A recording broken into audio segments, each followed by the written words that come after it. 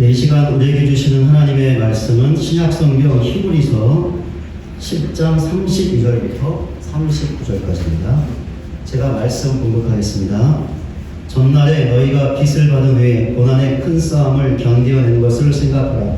혹은 비방과 환난으로서 사람에게 구경거리가 되고 혹은 이런 형편에 있는 자들과 사귀는 자가 되었으니 너희가 갇힌 자를 동정하고 너희 소유를 빼앗기는 것도 기쁘게 당하는 것은 더 낫고 영구한 소유가 있는 줄 알미라. 그러므로 너희 담대함을 버리지 말라. 이것이 큰 상을 얻게 하느니라. 너희에게 인내가 필요함은 너희가 하나님의 뜻을 행한 후에 약속하신 것을 받기 위함이라. 잠시 잠깐이면 오시리가 오시리니 지체하지 아니하시리라.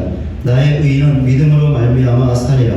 또한 뒤로 물러가며 내 마음이 그를 기뻐하지 아니하리라 하셨느니라. 우리는 뒤로 물러가 멸망할 자가 아니요 오직 영혼을 구원함에 이르는 믿음을 가진 자니라. 아멘. 네, 오늘도 또 하나님 우리를 이곳으로 인도해 주셔서 귀한 예배 드리게 하셨는데요. 지난 한 주간 우리를 지켜주신 하나님과 또 세상의 삶 가운데서 수고하신 우리 서로를 향해서 우리 감사와 격려의 박수를 한번 했으면 좋겠습니다. 네, 어디 가서 이렇게 박수를 잘 못 받아보시죠? 네, 교회 왔다가도 서로에게 좀 많은 박수로 격려를 좀 했으면 좋겠습니다. 신라 시대 때 국가적인 인재를 양성하기 위하여 청소년들로 구성된 기관, 조직이 있었습니다. 삼국통일이라는 대업을 이루었던 김춘추나 김유신도 이 조직의 출신이었죠. 여러분들도 잘 알고 있는 화랑도라는 것입니다. 화랑도가 지켜야 했던 5가지 계율이 있었습니다. 화랑오계 혹은 세속오계라고 불리는 것이었는데 스크린을 보시면 5가지가 나오는데요. 여러분 다 아실 것 같은데 한번 보도록 하겠습니다. 사분 이충, 임금을 충성으로 섬긴다. 사친이요, 어버이를 효도로서 섬긴다. 교우 이심, 벗을 믿음으로써 사귄다. 임전무태, 싸움의 입에서는 절대로 물러나지 않는다. 살생유택, 함부로 살생하지 않는다. 예전에 학교에 다닐 때 이 5가지를 열심히 외웠던 기억이 나는데요. 5가지 중에서 임전무태라는 말로 오늘 설교의 문을 열어보려고 합니다. 이렇게 하는 이유가 있는데요. 히브리서의 저자도 오늘 본문에서 이와 비슷한 말을 하고 있기 때문입니다. 본문 39절에 나와 있는 것처럼 우리는 뒤로 물러가서는 안 된다라고 말을 했던 것이죠. 여기서 우리는 히브리서를 처음으로 읽었던 사람들, 즉 예수 믿고 있던 그 당시의 신자들을 말합니다. 그렇다면 히브리서의 저자는 예수 믿고 있던 신자들에게 뒤로 물러가서는 안 된다라고 말을 했던 것이죠. 히브리서 저자의 이 말은 단순히 그냥 건네는 말이 아니었습니다. 권면하는 말도 아니었죠. 일종의 강한 경고였습니다. 그럼 왜 경고를 했던 것일까요? 뒤로 물러가면 멸망하기 때문입니다. 그럼 뒤로 물러가는 것이 어떻게 하는 것이기에 멸망까지 당하는 것일까요? 멸망이라는 말을 살펴보면 알 수 있습니다. 이 말은 하나님의 마지막 심판을 보여주는 말이라고 할 수 있습니다. 그러니까 뒤로 물러가는 행위는 하나님의 마지막 심판 때에 하나님의 진노를 받아 멸망에 이르게 된다는 것이죠. 마지막 심판 때에 멸망받을 사람들이 있습니다. 어떤 사람들일까요? 끝까지 예수님을 거부하고 믿지 않은 채로 죽은 사람들, 그리하여 구원받지 못한 사람들이죠. 그런데 어떻습니까? 히브리서를 읽었던 당시 사람들은 예수님을 믿고 있었던 신자들이었죠. 그렇다면 이들은 멸망에 이르는 하나님의 진노를 받지 않을 사람들이었습니다. 왜 그렇습니까? 예수님을 믿고 있었기 때문이죠. 그런데도 히브리서 저자가 어떻게 했습니까? 마지막 심판 때 하나님의 진노로 임하게 될 멸망을 경고했습니다. 그럼 이 경고를 어떻게 이해해야 하는 것일까요? 당시 신자들 중에서 실제로 뒤로 물러가는 신자들이 있었다라고 보아야 하는 것입니다. 그럼 뒤로 물러가는 것이 무엇을 의미하는지 알 수 있는데요. 무엇이냐면 예수 믿음을 버리는 것이죠. 이것은 예수님을 떠나는 것이며 예수님에게서 완전히 돌아서는 것입니다. 이것을 무엇이라고 하죠? 배교라고 합니다.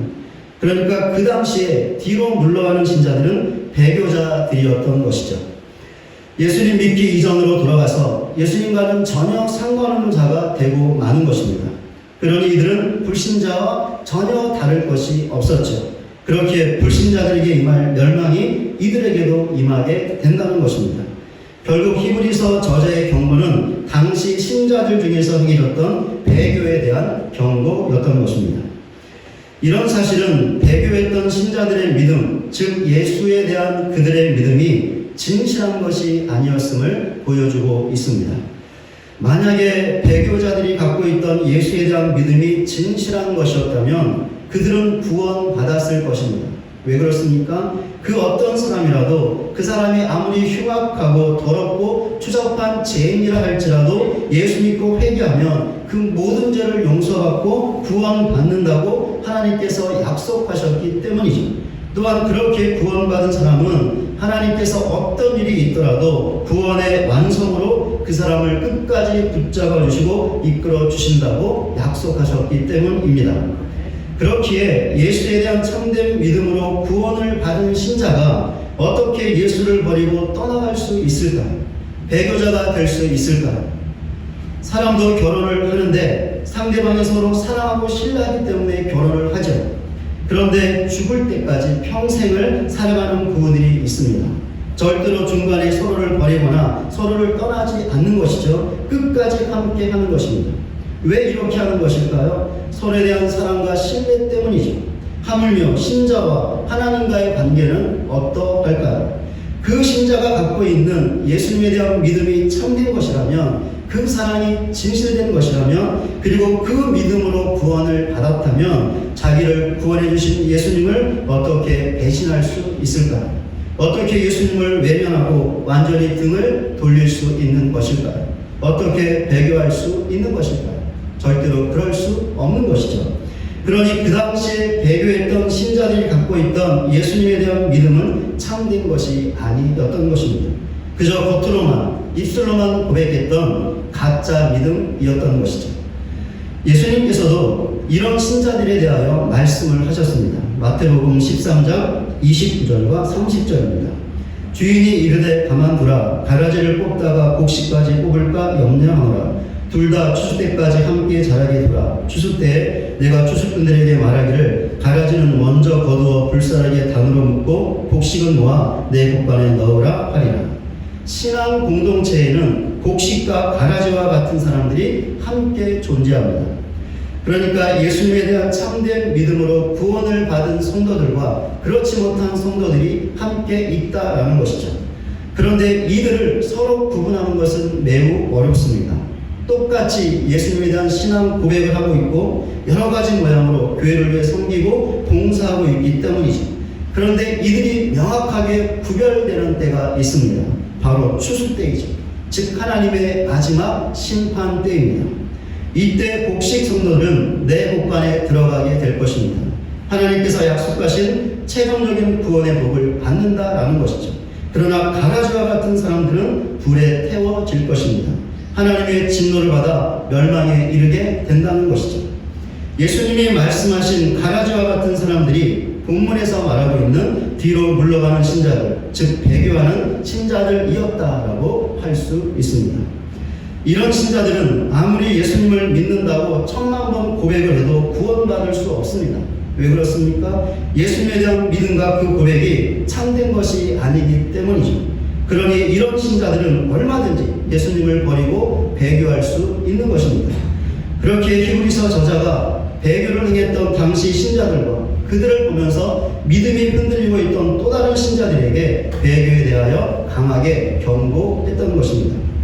그렇다면 왜 당시 신자들 중에서 배교하는 자들이 있었던 것일까요? 왜냐하면 고난을 받았기 때문입니다.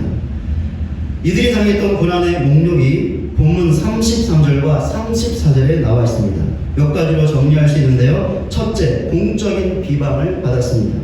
사회적으로 수많은 사람들에게 정죄를 받고 비웃음과 조롱을 받았던 것이죠. 둘째, 모욕을 당했습니다. 차마 귀에 들을 수 없는 처참한 말들을 들었던 것이죠. 셋째, 감옥에 갇혔습니다. 감옥에 갇혔다는 것은 육체적인 압박과 고통을 받았다는 것이죠. 그러니 고문과 매질도 당했을 것입니다. 넷째, 재산을 몰수 당했습니다. 힘써서 땀 흘리며 모았던 재산을 하루아침에 빼앗겨 버렸던 것이죠. 특별히 신자들 중에서 유대인 신자들, 그러니까 유대교에 있다가 예수 믿고 기독교로 개종한 신자들이 이런 고난을 많이 당했습니다. 그럼 왜 신자들이 이런 고난을 당했던 것일까요? 본문 32절 앞부분에 나와 있는 것처럼 빚을 받았기 때문이죠. 그러니까 예수와 그분의 복음을 듣고 예수를 믿었기 때문이라는 것입니다. 결국 예수 믿는 신앙 때문에 고난을 당했다라는 것이죠. 우리는 지금 설교를 들으면서 당시 신자들이 고난을 받았다고 너무 쉽게 편하게 말을 하고 듣고 있습니다. 그러나 그 당시에 고난을 받았던 신자들이 어떠했을지 한번 생각해 보시기를 바랍니다. 정말이지 말로 할 수 없는 큰 두려움을 가졌을 것이고 고통과 아픔을 경험했을 것입니다. 큰 염려와 낙심 가운데 하루하루를 보냈을 것입니다. 그런데 이 모든 것은 예수 믿기 때문에 당했던 일들이었죠. 그러니 예수 믿는 신앙을 버리기만 하면, 예수님을 떠나면, 그래서 다시 유대교로 돌아가면 이런 고난들은 없어질 것들이었습니다. 그러니 당시 신자들에게 배교에 대한 유혹과 압박이 분명히 있었을 것입니다. 그렇게 당시 신자들은 예수님과 배교 사이에서 하루 동안에도 몇십 번씩이나, 아니 매 순간을 왔다 갔다 했을 것입니다.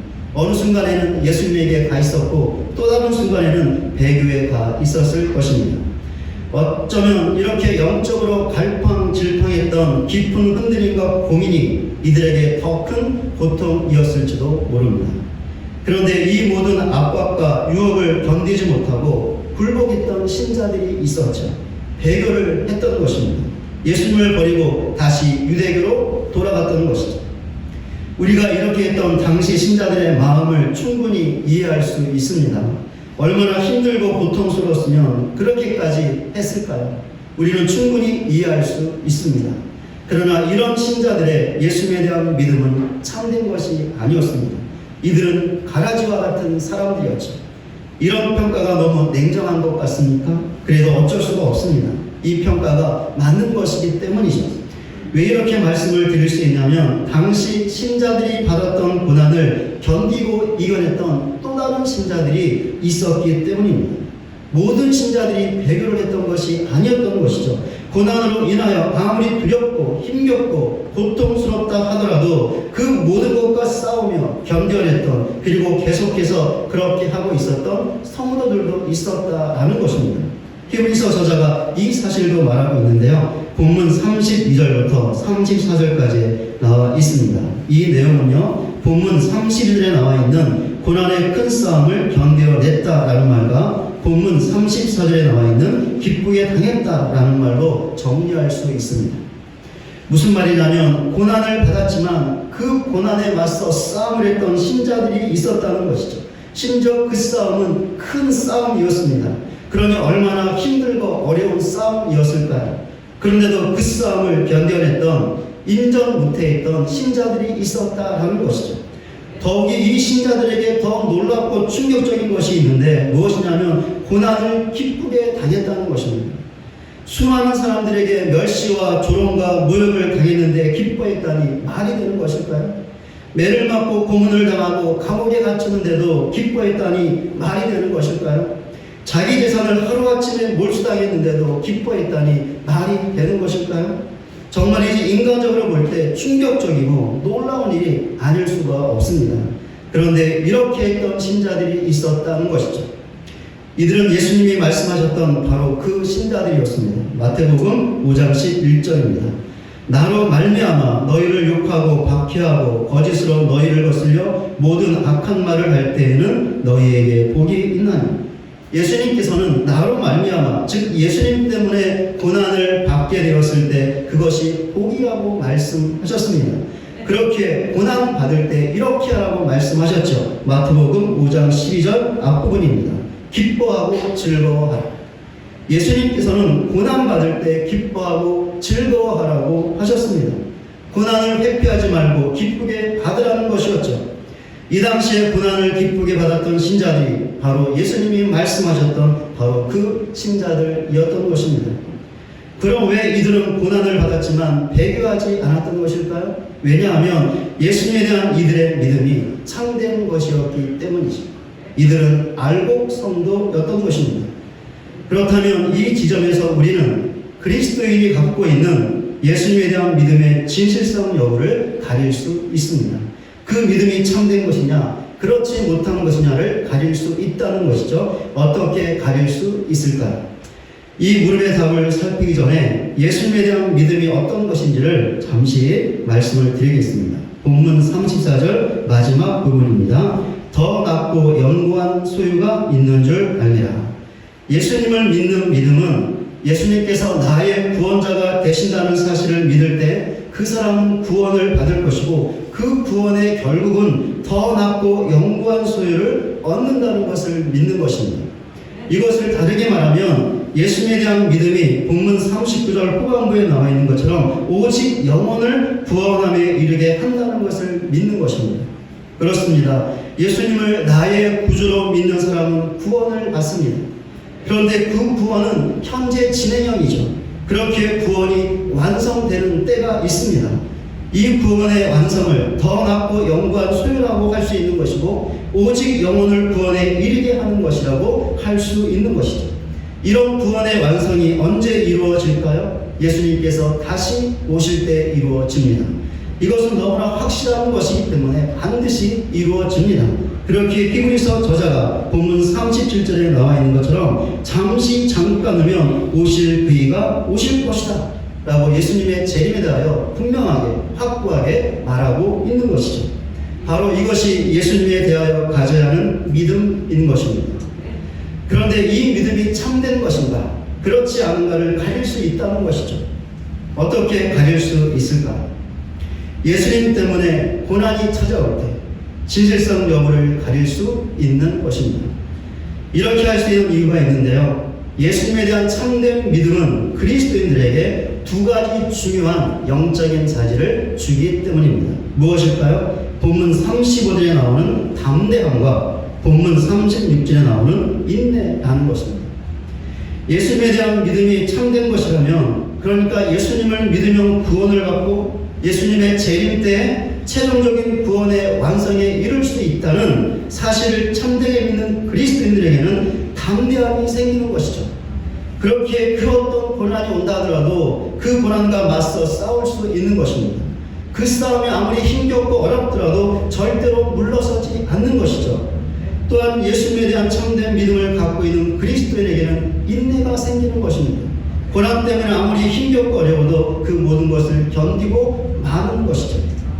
왜 이렇게 담대할 수 있으며 인내할 수 있는 것일까요? 담대해야 본문 35절 후반부에 나와 있는 것처럼 큰 상을, 즉 영혼의 완전한 구원을 받을 수 있기 때문이죠. 인내해야 본문 36절 후반부에 나와 있는 것처럼 하나님께서 약속하신 것, 즉 영혼의 완전한 구원을 받을 수 있기 때문입니다. 이런 이유들 때문에 예수님을 참되게 믿는 신자들은 그것이 주는 담대함과 인내를 가질 수 있는 것이며, 그것이 고난이 올 때 진가를 발휘하는 것이죠. 이렇게 고난은 예수님에 대한 믿음의 진실성 여부를 가릴 수 있는 시금석이 되는 것입니다. 그렇다면 바울도 예수님을 참되게 믿었습니다. 왜 그렇습니까? 바울이 예수님 때문에 말로 더할 수 없는 고난을 당했지만 담대함과 인내로 그 모든 고난과 싸워 인내했기 때문이죠. 그렇게 바울은 구원받았고 구원받게 될 것입니다. 오늘 우리는 종교개혁주의로 지키고 있는데요. 종교개혁의 시발점이 되었던 유명한 믿음의 영혼이 있습니다. 마틴 루터이죠. 마틴 루터는 당시 로마 카톨릭 교회의 비성경적인 가르침들을, 특별히 교황이 성경보다 위에 있다는 것이나 예수 믿는 믿음 말고도 다른 방식으로 구원을 얻을 수 있다는 공로주의 같은 하나님의 은혜를 배격하는 그런 가르침들을 도저히 가만히 보고 있을 수 없었습니다. 그렇게 루터는 비텐베르그 성문 앞에 이런 잘못된 가르침을 반박하는 95개조의 반박문을 내걸었습니다. 그리고 이것이 종교개혁의 시발점이 되었죠. 로마 카톨릭 교회가 어떻게 했을까요? 당연히 가만히 있지 않았습니다.